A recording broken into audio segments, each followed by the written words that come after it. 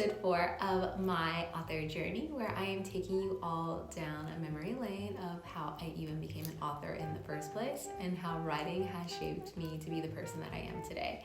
Also, on a side note, I decided to get bangs this past fall because I thought it would be super cute, and it is when my hair is straight. However, because I am naturally curly, I'm fighting for my life every single day trying to style these things when my hair is curly. So I am looking at myself on camera kind of mortified about what my hair looks like, but I digress. So in the last episode, I shared with you guys about how I wrote my first book in the summer of 2014. It is unpublished, but that process of writing helped me to realize that I had an unhealthy coping mechanism with alcohol and that I needed to kind of begin some healing in that area. I will say that I did not give up alcohol at that point in time. Like, I still drank quite a bit, but it was at least an awareness moment for me post-summer 2014. So by the time that I went back to college for year 2, I was a part of a student ambassador program, and I was one of the people who led campus tours to prospective students. So being in the discipline of storytelling helped me to be an effective campus marketer at that point in time, because I was able to use storytelling as a technique to really persuade prospective students to see themselves on campus, to choose to make that decision to make the App State their home for the next 4 years. And so while I was doing that, part of my tour, of course, like went through the bookstore, which I worked in. And so I was able to kind of just really share all my fun working experiences that I had with my friends that I had made. But the second part of my tour also went through the International Hallway, which was a hallway that contained flags of all the different countries that we had partnerships with where you could go and study abroad. And while I had not studied abroad at that point in time, of course, I was for certain. I was like, I'm going to study abroad. This has to be a part of my college experience, and I will not be taking no this time. Like, no cannot be an answer for me. And the country that caught my eye was Australia.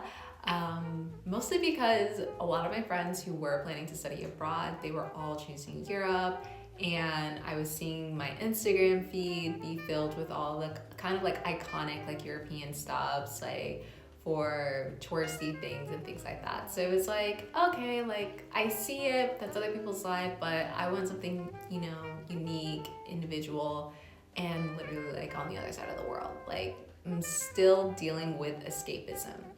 And so I had that in my mind, I had that in my heart, like I have to study abroad, specifically in Australia. And so that was my kind of like fall semester of my sophomore year.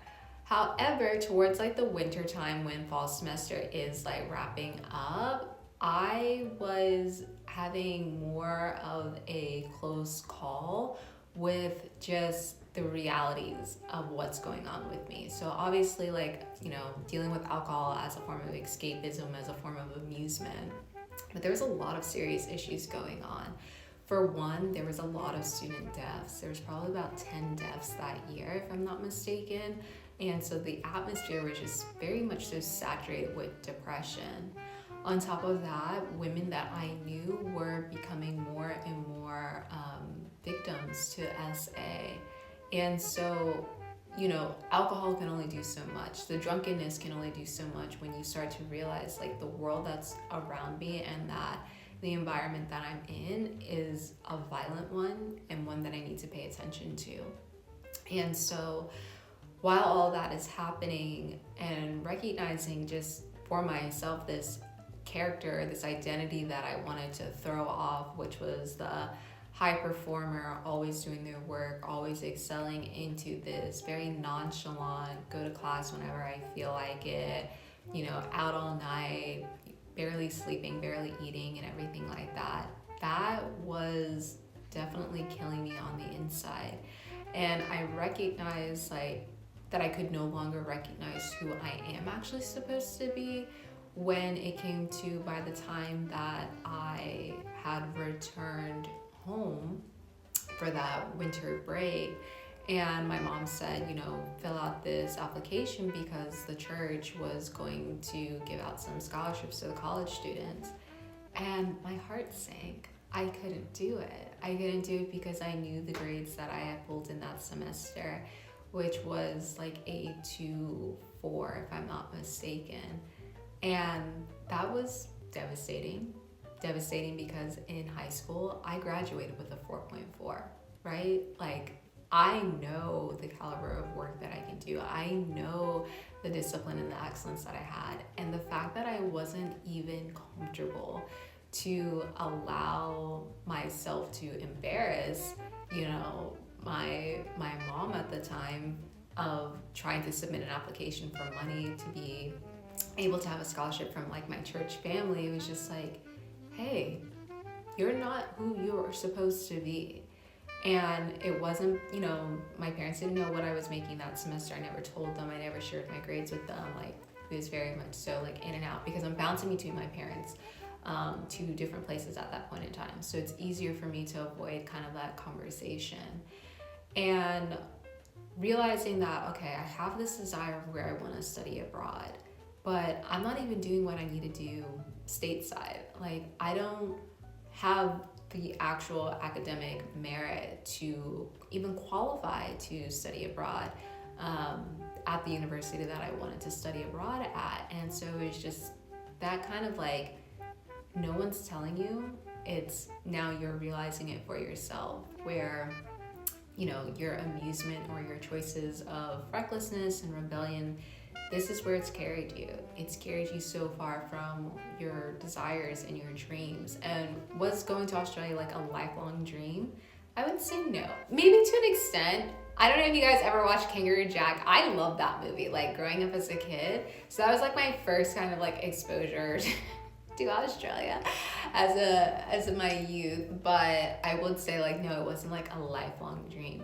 But nonetheless, like, it was always shared with me that education is your key to the world, much greater than you, much larger than you, and all the different opportunities that it can afford you. And people will give you money to go and fulfill those dreams. Like, you don't have to self-finance it. And so that spring semester became a bit more of a focus of like, oh, like, now I can't unsee it. Now I can't unsee this failure of myself, in the sense of like, I made a lot of mistakes academically, and I was making a lot of mistakes kind of in my personal life as well. I was in a newer relationship, and again, dating another guy that was like 5 or 6 years older than me.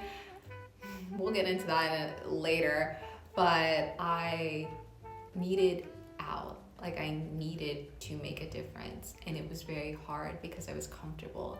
I was comfortable with the friends that I had made. I was comfortable with the community that I was in. I was comfortable where I was at, but I was also devastated. It's like that juxtaposition of feeling where it's just like, it's easier to stay here, but I know if I stay, like, I'm not going to flourish in whom I need to be.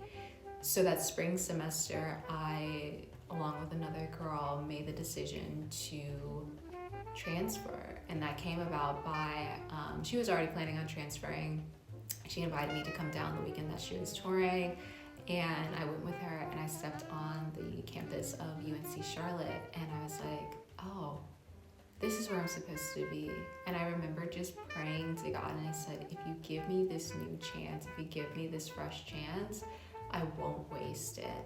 And I'll talk a little bit more about my faith, because I haven't just yet, but faith in God has really also been a huge theme in my life, and kind of how it's been shaped in my author journey, how it's not been revealed just yet. It's because that's kind of how that's been tracking along for me. So that is episode 4 of my author journey, and I will go into a lot more detail and a lot longer videos as I tell you guys all about my transfer to UNC Charlotte, my junior year of college. Tune in next week.